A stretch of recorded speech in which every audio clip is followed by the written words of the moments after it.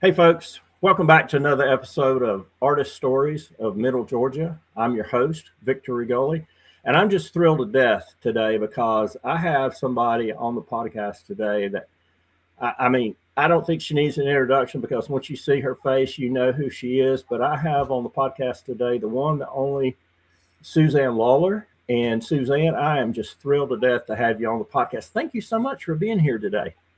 Oh, thank you. I'm excited about what you're doing. I think it is so cool. So I am honored to be here. Thanks so much. Well, thank you. Thank you. I can't remember. I think I might have we became friends or something on Artist Stories in Middle Georgia or whatever. And I got to looking and I said, because I knew you'd left WMAZ and then I knew you were working full time at American Red Cross. And then I found out she's doing photography. I said, how cool is that? And I did a little looking at your stuff and I was just so impressed. And there were things in there. Maybe it was your mission statement or in your bio, because you talked about certain things that I think are relevant and similar to what artists do as well. And I wanted to talk a little bit about some of that today. But first of all, tell me why you got into photography. Now, you have a journalism background. Did it start with that many, many years ago, or is this something new? It's not new. Okay. Actually, I would say photography was 15 to 20% of my job at Channel 13. Okay. My photography reaches back all the way to when I was 9 years old and Really? got my first camera. I think I have a duplicate of it around here somewhere. Hold on one second. Okay. Yeah. Yep. This is my first camera, and I got it when I was 9 years old, and my grandparents gave it to me, and my grandfather worked for Kodak. Oh, really? Yeah. So my grandfather, it's a Kodak Instamatic X15F. It had the flash bulbs on it, and I have to say, not only was my grandfather involved with Kodak, my dad was a big photographer, and my other paternal grandfather was a photographer. So we were all photographers. And I remember when I was a little kid, you had the film that you put in the back, and Thursday night was grocery shopping night, but it was also photo night because my mom would go to Publix and then we would walk all the way down to Eckerd's and we would get our film processed and we would pick up the photos. So not only did we get our groceries, we got our photos. So it was a family of photographers. And I didn't grow up thinking that I was going to be a news anchor. But when I went into the University of Florida, back when I was a teenager trying to figure out where I was going to go to school and stuff, Right. I went into the College of Journalism because I thought I was going to go into journalism because I'd been involved with the newspapers and stuff throughout that. But when I thought, oh my gosh, you get to work with cameras, to work with cameras and combine journalism. I loved telling people stories, but the camera angle was extremely enticing. When I was at Channel 13, I shot all my own stories. And so I've been a lifelong photographer. Right. Well, I tell you, you've got some fabulous work. We're going to show some of that to everybody here shortly. But let's talk a little bit about, do you consider yourself kind of a landscape photographer or portrait or what I'll call street photographer? And what I mean by that is maybe like cityscapes and things like that. Now, I know we have, and I'm going to show that shortly, of downtown Macon, and I love that photo, and we'll show that shortly. But what are you drawn to as a photographer? Well, I have to say that I am pretty sure that I am undiagnosed ADHD, and I tell people that it can work for you. I mean, seriously, I am dyslexic and pretty sure ADHD because I can't confine myself to one area of photography. Gotcha. I love nature photography because I always want to be outdoors. I fish a lot, and right. I grew up in Florida, so the beach is definitely something that I'm drawn to. But I recently, probably within the last 5-7 years, have done extensive work with portrait photography. Okay. Shooting small weddings. I have a full-time job now with the American Red Cross. With Channel 13. I kind of feel like big weddings are a big commitment. So I shoot small weddings, and I love working with families children, animals on portrait photography. And I feel like nature photography, you're with nature and you you get these things that, I mean, you feel it in your heart when you photograph something that's amazing. You can't believe, like, I saw that sunrise, or I saw that sunset, or did you see that wave coming in just the right angle, kind of thing. But when you work with families, you're actually creating memories for them that will last for a lifetime. I know true. Yeah. We have 3 children, and I'm creating those memories. And Right. you know, I really believe too in printing out those photos. For listeners, we all have them on our phone, but if you print them out and you give them to kids and say, here are your photos, you're creating those photographers for the future. That's that's kind of a lost art to a certain degree, printing them out. I mean, because when you were talking about taking them to Eckerd's and having them developed, I remember those days, and you had either the 110 or you had the 35 millimeter, and you take it and you look forward to getting those photos, and especially if you could get 2 photos of each, and share them and that kind of thing, Yeah. It's like, it was a thrill to be able to do that. And you capture it, because I've got a cousin that lives up in Virginia area, and his wife had sent me a bunch of photos of some of the things that our families did. Oh gosh, way back, in the 60s and 70s. And it just flooded back memories of those special holidays, things like that. And, we have all these photos, and I think it's overkill sometimes, because I don't know about you, but in creating art, I have all kinds of probably thousands of photo references, and it's just, I just can't sort through it all. But when you have the actual, and when I read, I have to have a book, and flip through the pages. I can't do it on a Kindle or anything like that. But I love having those photos. But I love that about you in doing that. Yeah, I have a tip too for listeners or viewers, or if you're watching this, please share whatever. People, if you put a camera, and most of us are using this as our camera now, people will say, "Oh, I don't want my photo taken. I don't want my photo taken." Right. Take the photos. They're going to be the first person that wants those photos. As soon as, kind of thing. I can't tell you, if I had a nickel for it, oh, do we have to take this photo, this family photo? Yes, we do. And we're going to do it. And it just means so much. I don't know why people balk so much. Sometimes we don't like to see ourselves in photos. But intrinsically, when you look back over the years, those are those treasured memories.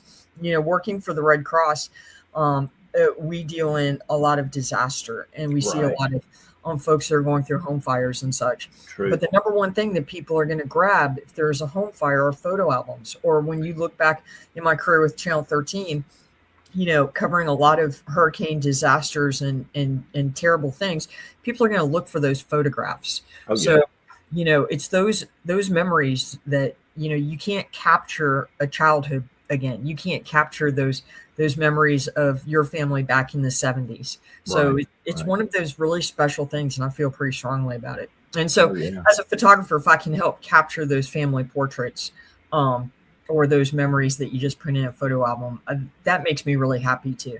Oh yeah. Yeah. And it kind of relates a little bit to being an artist too, because we can capture some of those things, because somebody may give us 2 or 3 photo references, and it may be, kind of like that photo, but I really couldn't create a painting out of it. But when you take 2 or 3, you can take pieces and parts and put it together, and it is a memory for that family. It's almost like, and I'm sure with and being a photographer too, you want to be able to give that person a sense of being there and being present in that particular moment. I'm an ocean person too, and it's like when I try to capture a painting of the ocean or the marshland, it's like, I can feel the air, I can feel the sun on my skin, the breeze, from the ocean, and that's the whole idea of trying to do that.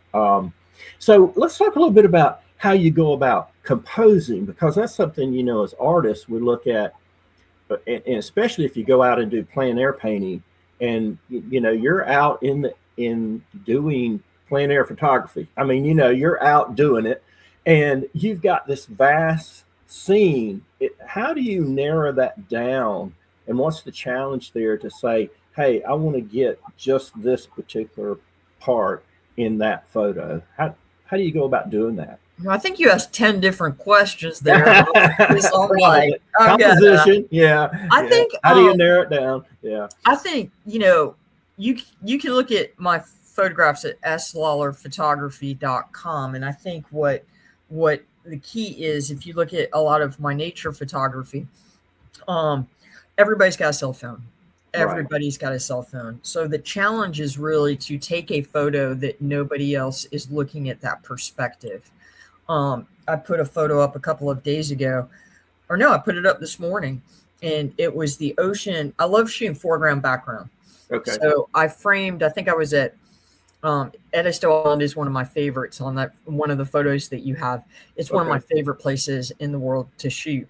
And they have a driftwood beach, much like Jekyll Island. Okay. So I framed a tree within a tree. So I used a tree as the frame, but in the background you see a tree, and in the very background you see the ocean. So what I like to do is tell people, journalists shoot wide, medium, and close, right? I like to do like super wide or super close, or find a perspective to frame a shot that nobody else is really thinking of. Yeah. And I do that with a variety of cameras. Today's technology is amazing. So we use our cell phones. And of course I have a big DSLR. Right. But I'm doing some really cool stuff with my GoPro. And GoPros now, over the Christmas holiday, I was saying you can have these cameras that are just like this. Anywhere that you can get a small camera and you can get it into a perspective where you can't get some of the bigger cameras, that just gives you a new look or a new perspective, or maybe something that somebody hasn't seen it from that perspective before. Right. So that's the challenge, to shoot something that nobody else is getting with their cell phone. Yeah. And one of the things too, just thinking about this, is how AI has come into the picture with photography, because you see so many things that are out there. I'm able to recognize it pretty quick, whether it's a AI generated or it's actual photo, because AI is not perfect yet and it has some flaws. But what kind of impact is AI having on photographers today? I can't speak to other photographers. I can really only speak to myself. And I think AI is definitely going to put a dent in nature photography or landscape photography. If you want a picture of, let's say, the Macon Courthouse, you can just put it into AI and you'll get that.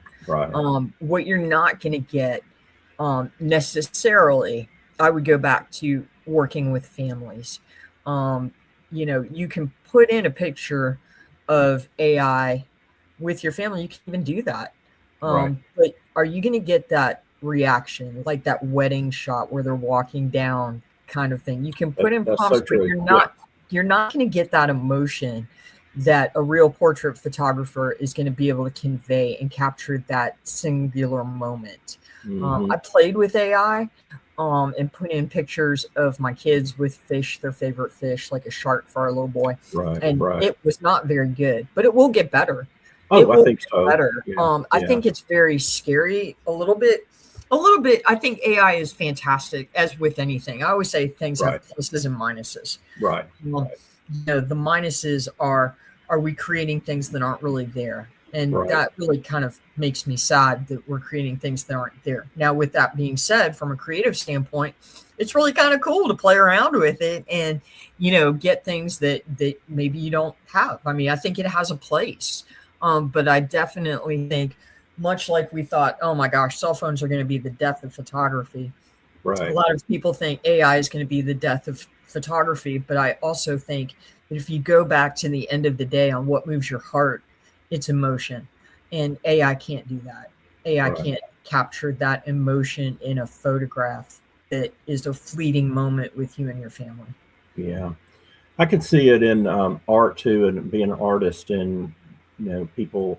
I mean, there's things that you could generate. You could tell AI to generate some type of painting for you, and it'll go out and it'll do that, and and it's okay. And sometimes I'll use it just to get ideas for certain Sure. things. Hey, I want the sky to look kind of like this. I want it to, and I'll play around with it, and I may move things around. And you have these photo editing software out there that, hey, I can crop something out, or I can move that tree around, or I can adjust things, and that's good to use technology for things like that. But you're right. It's you can't capture that emotion of that wedding, or maybe it's a child's baptism or christening or something like that, or Right. a family reunion and things that are going on. But And I think there's a role for AI, but we just have to be careful with it. Yeah. there is a role. I do also a lot of commercial photography, and if you have a cloudy day, there is a benefit in putting a blue sky above a thing. Like, you have the shoot and you're right there. With I do food photography. You asked earlier, what kind of photography do you like? Well, there's food Yeah. photography, landscape photography, port photography, nature photography. I Right. love it all. Yeah. But Yeah. I have found the use for AI, and like I said before, pluses and minuses. Right. Right. We just have to be smart about it and in using it and that kind of thing. So, how important is it?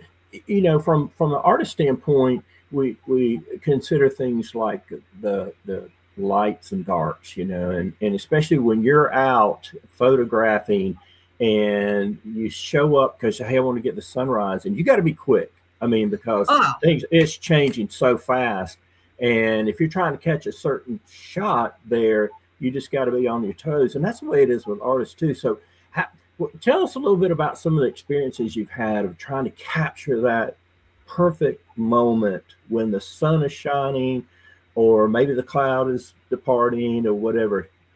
Tell us a little bit yeah. about that. Yeah. Yeah, I like to say I'm a chaser of light. Okay. And photographers always talk about the golden hour, and that Right. means I don't get a whole lot of sleep.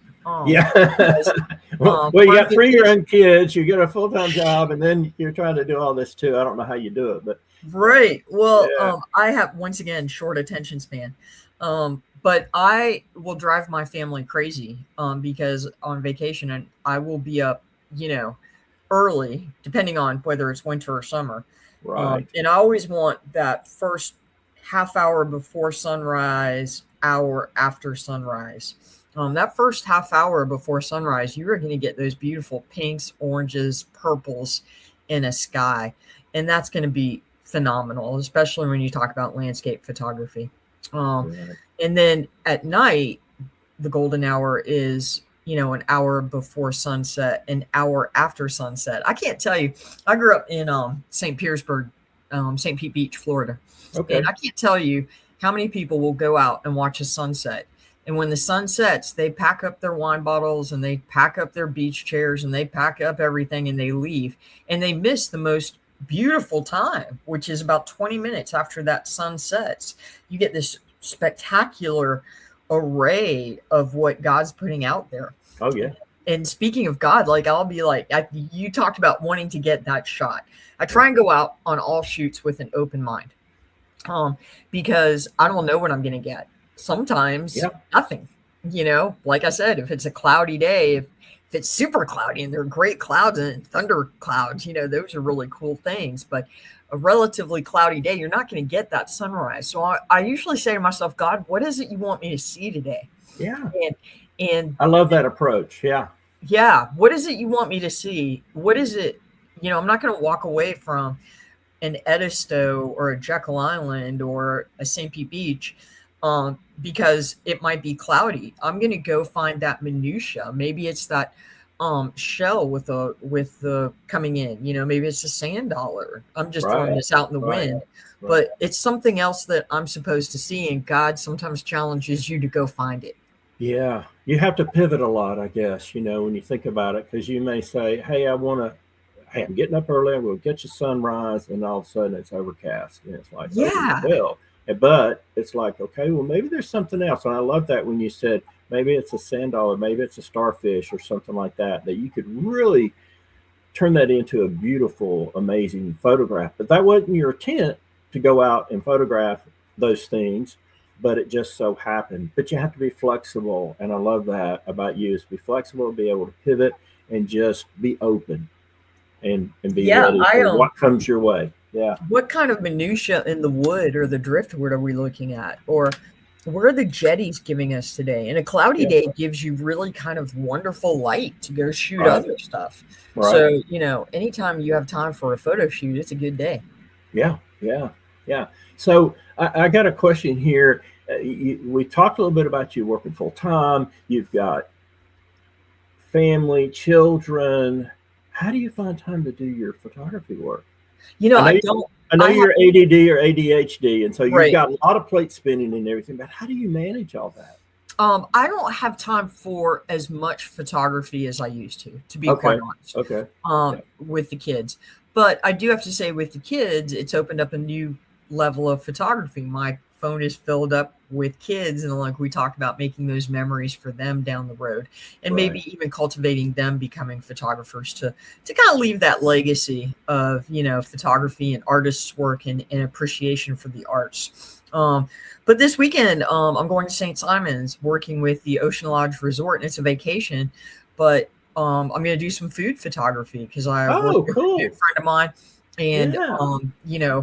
promote the photography in that way. So I find ways to do photography, even if it's, oh my gosh, you know, it's going to be freezing cold. There's a water fountain next, not like a little cascade landscape Right. waterfall, Right. um, and it's frozen over. I'm going to jump out of my car and I'm going to get those shots. I think if you're once a real photographer, you not a real photographer, your passion is photography. Right. You find those photos you want to take every single day. Yeah. Yeah. So you have a camera with you at all times, whether it's your cell Well, phone or you got your digital camera or whatever with you, because you never know you when never you're going know. to see something.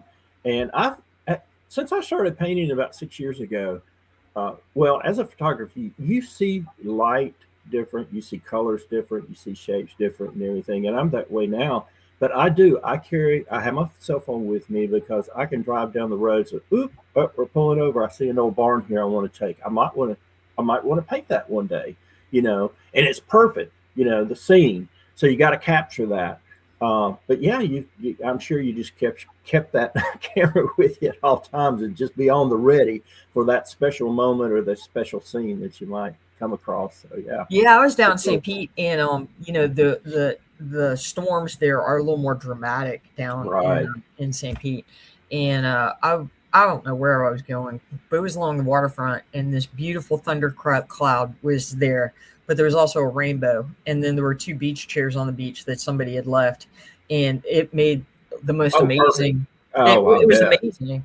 I bet. So you're as good as the camera you have with you, but as long Right. as you always have a camera with our cell phones. You always have a Yeah. camera. And Yeah. those cell phones are getting better and better. They really are. I have a digital camera and I've learned a lot from using it. But then sometimes I'll take a picture and I'll take one with my cell phone and like it better. It's just the way Yeah, the color is and right, things about it. It's just like, hey, I'm right. going to use that one instead. So yeah, I want to pull in here some of your photos. Yeah, Okay. let's do it. And let's talk a little bit about these. These are in no particular order.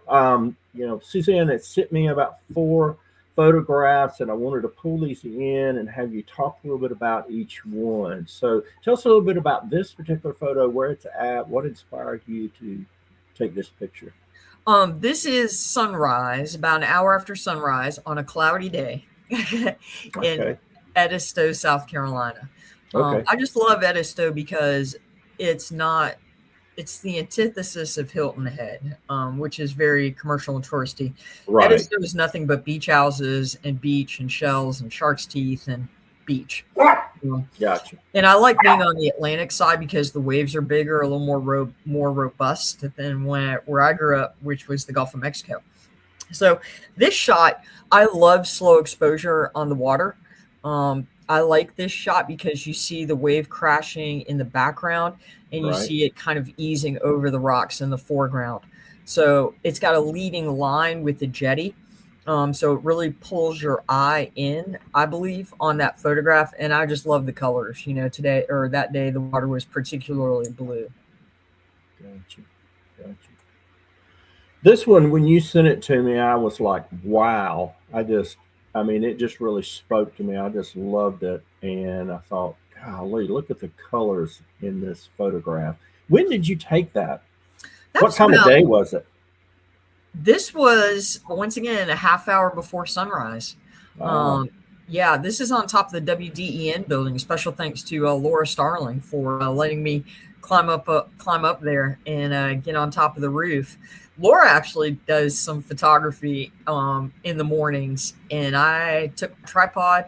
I believe this is a long exposure because the lights all are glittered. It's also where it's all in focus with aperture. It's higher. It's a good aperture. And I just love how our city looks. Sometimes it's great to get that above and beyond, that quiet. The longer exposure too, that might be a car driving down the road, so you kind of see that light on the Right. streets.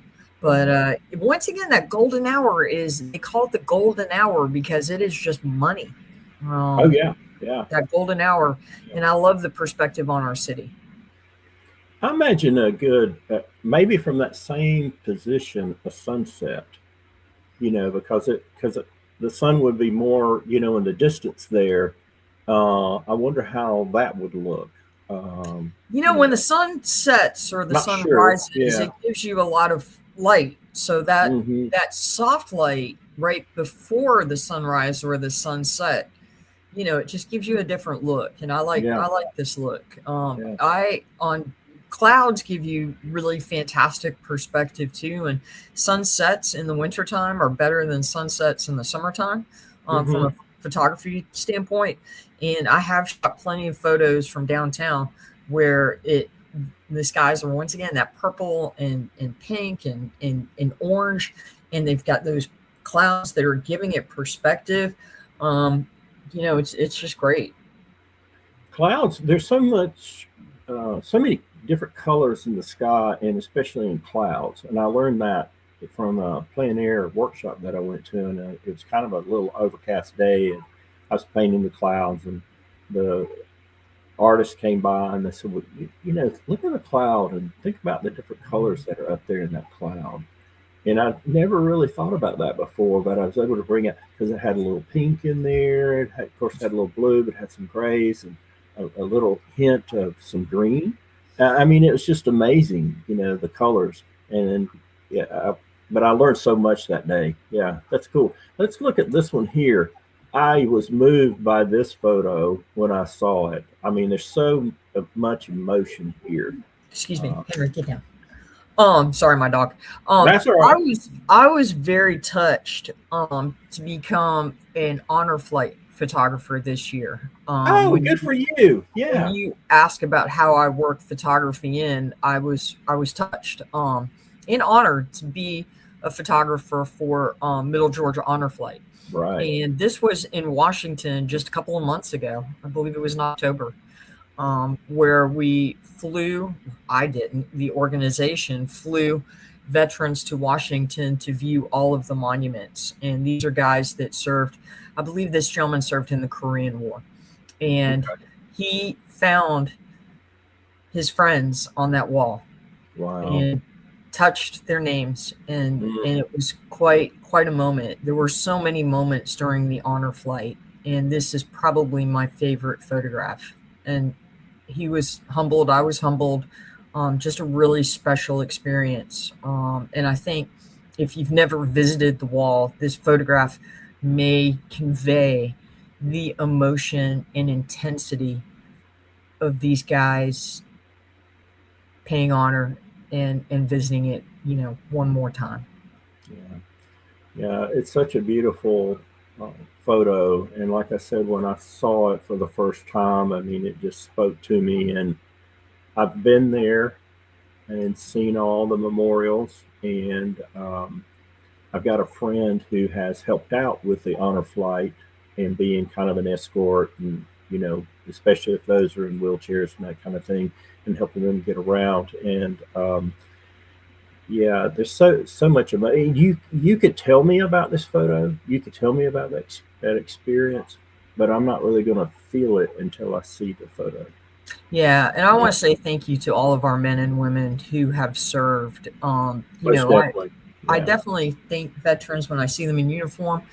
Um, and we know that they sacrificed, but it brought a whole new level to me when I visited the wall with these guys and they told their stories of a name that was on the wall, and it was a person that literally saved their life, and it brought them Oh, to tears to wow. touch that wall and to touch that memory Yeah. again. And you feel an end of the sacrifice that they made.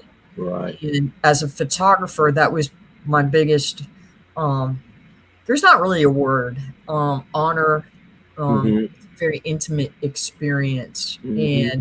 and grateful that these guys, these men and women, let me share this with the world. Right. Right. Yeah. All right. This is the last one we have here. Tell us a little bit about this photo.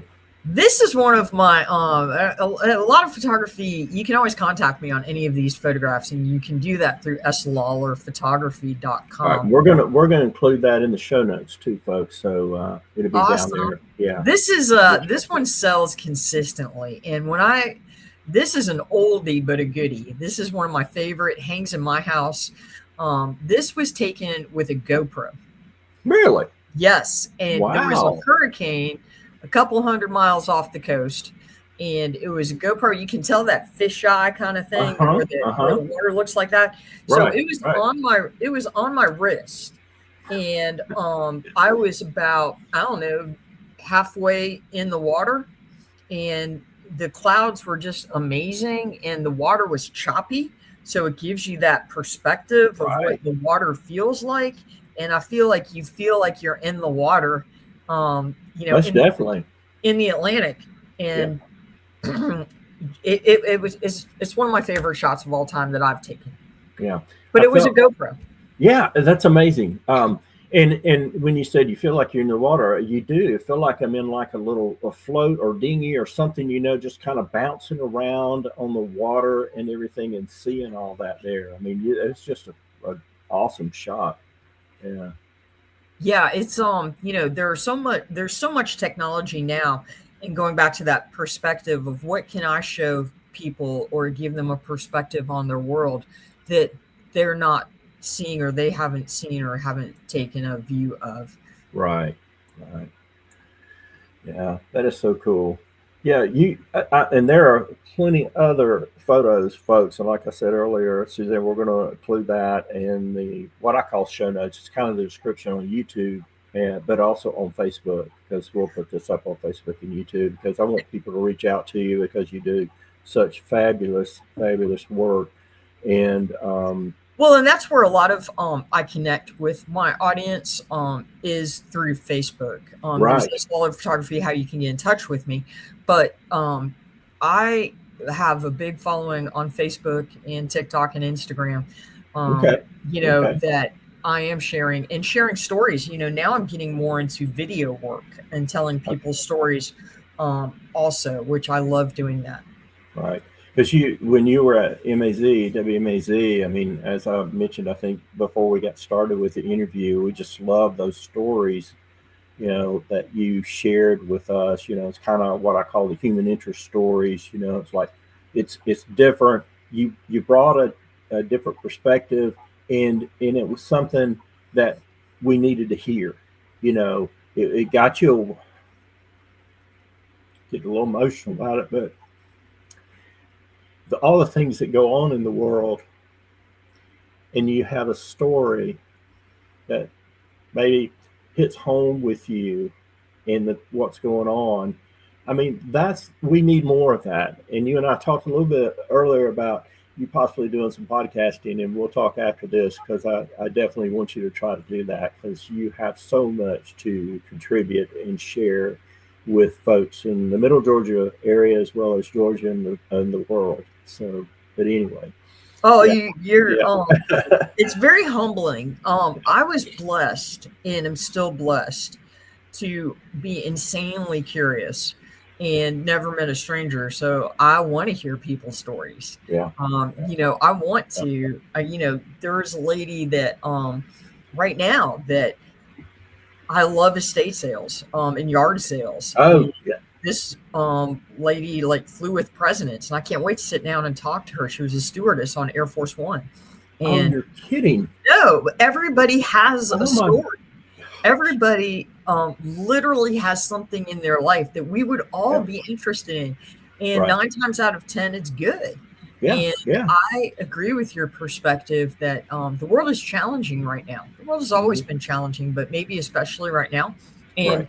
it's really important that we find the good in each other, that we Right. find the good that we can relate to, because there's a lot of things that we're polarized on. But Right. even if there's a political rival, Right. one of my good friends just died, and she and I didn't share the same politics. I loved her. Yeah. Yeah. Um, Yeah. She's the one that showed me Ediso Island, and that's become my Okay. favorite. We all have common ground that we can We connect on. do. And I was talking to a good friend of mine. His wife had surgery earlier last week, and we were up at the hospital, and I just went up and sat with him while that was going on, and I said sometimes we overcomplicate things, and there's so much we have in common as human beings, because you could put 50 people in a room, different backgrounds, different religions, different political views, races, whatever, and blindfold that person and have everybody laugh, and you couldn't tell who they are. If they start crying, you couldn't tell. There's so much that we have in common, and I love that. Is that we need to focus on, we're human beings. We need to eat. We need clothing. We need shelter. We have things in common. Let's focus on those things. That's funny you bring up food, because Yeah. not all my interviews were easy at Channel 13. Oh, Some people yeah. don't, you bring a big TV camera and people are They intimidated. shut down. Yeah. One of the main things I would find to break the ice really quickly was food or fishing.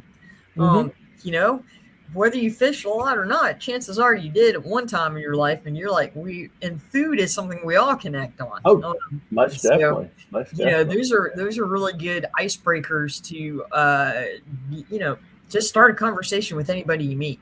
Yeah.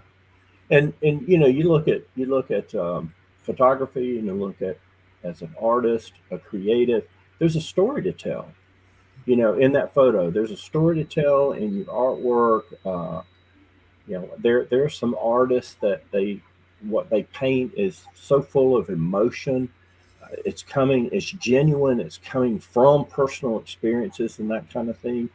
And there's a story behind it. And it's good to tell stories with photos and with art. I'm amazed at artists. I was sharing with you a little bit before the show that I love to just paint yard art in my backyard. And it's so in awe of people that can really paint. They're amazing and have such a skill set that I don't have and will never have. I mean, it's a blessing. It's one of God's gifts. And, I've got a picture that I'm looking at right now that reminds me of High Falls. And It is a painting, an abstract painting. And I love it. We get such joy from art. It elicits feelings, and especially that emotion. And that's what we connect on. I definitely feel like life is about emotion. Right. Oh, it is. And I had the thought that if you go to a gallery and you're standing there with your significant other, your partner, your spouse, whatever, friend, and you're both looking at a piece of art, and I must say, I just don't understand that. And the person would, you don't get it? You don't see? It speaks to me, because art and photography, when you see things, it speaks to people differently. And that's the beauty, I think, of being a creative and being an artist and being a photographer, is you never know how it's going to touch somebody, but what you created. So yeah, you've got a good example of that. Is you just take yourself down to the Georgia National Fair, and the photography and the artists exhibits are amazing. They're like one of my favorite things to go do at the fair, besides eating Wisconsin cheese. There you go. That's pretty amazing too. But and to see people's emotion as they as they walk by. And even people that are like, I don't like that. Well, I'm not stunned by that. Or like if somebody's like, I don't like that photograph that you took. Okay. Just not you for know, you. you got an emotion that you didn't like it. Yeah. And I think that's good too. You know, it's kind of like, I think it's always funny. We go and look at Christmas lights and we're like, oh, I don't like that. I'm like, well, how many Christmas lights did you put up? You know, kind of thing. Yeah, really. We're so judgmental as people. Right. And which is another word for subjective.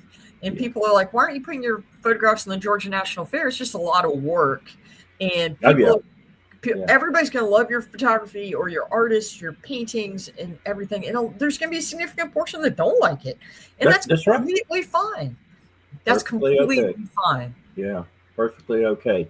Now, I had the thought as you were sharing that is that artists, we are our worst critics. Oh, gosh. Is it true with photography? Oh my gosh. I have to say, I'm so critical. I will pick it apart. Own worst critic. I really love that you brought that up because don't put your photographs on Facebook and ask people what they think, because that's just going to give you may not want to hear it. It's going to take you people. Don't do that. But I have to say that my wife, I will be like, I was terrible on that shoot and people aren't going to like these photographs. And they're fine. They're great. I think as artists, we are our most critical. We have to get out of our brain. Creatives are, I used to have a news director and she would call it writing the check. When I'd just be like, blah, kind of thing. And creatives are their worst critics. Let yourself go. Just do it. People are going to appreciate what you do, and it's going to be fine. Right. A lot of artists are introverted. They're introvert people, and we're not as receptive to feedback as we should be. Our skin is not as tough as it should be. But in order to get better, I think you have to put your work out there and get that feedback. And one of the things that I've been thinking about creating is like a little mastermind group of artists, and just to kind of talk to and bounce ideas off and say, hey, I'm trying to do this, I'm trying to do that. What's your opinion? That kind of thing. What works well, what doesn't work well. Are there any other photographers in the area that you kind of maybe hang out with or talk to or bounce ideas off from time to time and say, hey, I'm trying to maybe work on a special project and I'm stuck and need some guidance? Yeah, I was very blessed. There's a photography group that meets on Monday nights. First of all, get yourself mentors. Right. Don't just put it out in the social atmosphere and ask for critiques, because that's going to be all over the place. Oh yeah. Get yourself 4 or 5 people that you respect their opinions and they're better than you. Yeah. And go with that. Right. And make them your mentors. Yes. We talked about podcasting, and I'll definitely tap into you as a mentor if Okay. I get into that. But those are the people. And so there's a group called Photographers Train. I can't even remember what it's called because now with kids, I don't have time to join it. But they taught me so much. And they're a group of photographers. They're just sharing ideas on Monday nights. And if people reach out to me, I can get them that information. Okay. But Lamar Lundy and Daryl Moy in town are phenomenal photographers, and they're definitely my mentors. Because everybody needs a mentor. You're always going to be. Somebody's always going to be better than you. Somebody's always going to be worse than you. Right. Your goal is to be the best you that you can be. Exactly. And find those people that inspire you, that make you better. And that's not usually the social atmosphere. That is so true. That is so true. Yeah. My little motto or mantra is be green and growing. I don't know if you've heard that before, because it's like fruit or a vegetable. When it's on the vine, it's growing, it's getting bigger and everything. But what happens is when it gets ripe and you pick it, it starts to rot. Right. Yeah. And so as an artist, a creative, a photographer, we always have to be green and growing and always learning and always challenging ourselves so that we can get better. And you're right. I love that you shared that about surround ourselves with people that are better than we are, so we can learn from them and get better as a result. Right. So yeah. Yeah, there's always going to be a new thing. Like my New Year's resolution, I have a drone. I've had a drone before, and I just let it sit there because I didn't know how to fly it. My New Year's resolution, I got a new drone. It's a little user friendly, and to make videos and to give that different perspective. Because you have to keep learning. That's learn to fly that drone. That's my thing. And there's so many things that you can do with that in photography with that. Right. I'm very excited about that. Yeah. I'm very excited about that. That's going to be great. Yeah. But sometimes it takes climbing up on that rooftop to get that overhead perspective. That's right. That's right. Well, Suzanne, this has been great. I know you've got kind of a hard stop coming up here pretty soon because you've got some things going on, but I just wanted to thank you again so much for being on the podcast today. I've learned so much about you and about photography, and there's so much that photographers have, I think, in common with artists. There's a lot of similarities and everything, and just appreciate you allowing us to share some of your art, your photos and everything today. Folks, thank you so much for tuning in to the podcast. I really appreciate all the folks out there that are following us on either Facebook or YouTube. Please like and subscribe. And folks, take care. And Suzanne, thanks again so much for being on the podcast. Thank you for having me. Thank you. It's been a blast. An hour of talking about photography. Golly, any day. And thank you for what you're doing with showcasing artists. Photographers are artists. Artists are photographers. And everybody's an artist. You have it in you. Yeah. Go do it. Go do it. Yeah. Thank you. Thanks, Suzanne, and thanks, everybody. Thanks. We'll catch you guys in the next video. Take care. Bye now. Hey, folks. Thanks for tuning in to another episode of Artist Stories of Middle Georgia. Today's episode is brought to you by Cornerstone Academy of Art and Design, located in Macon at 1305 Hardeman Avenue, Suite 200. If you are interested in taking lessons to become an artist, they offer a variety of classes to help you learn and develop your artistic talent. Check them out on Facebook, Instagram, and the web. Please like and subscribe to the channel, and as always, keep painting, everyone.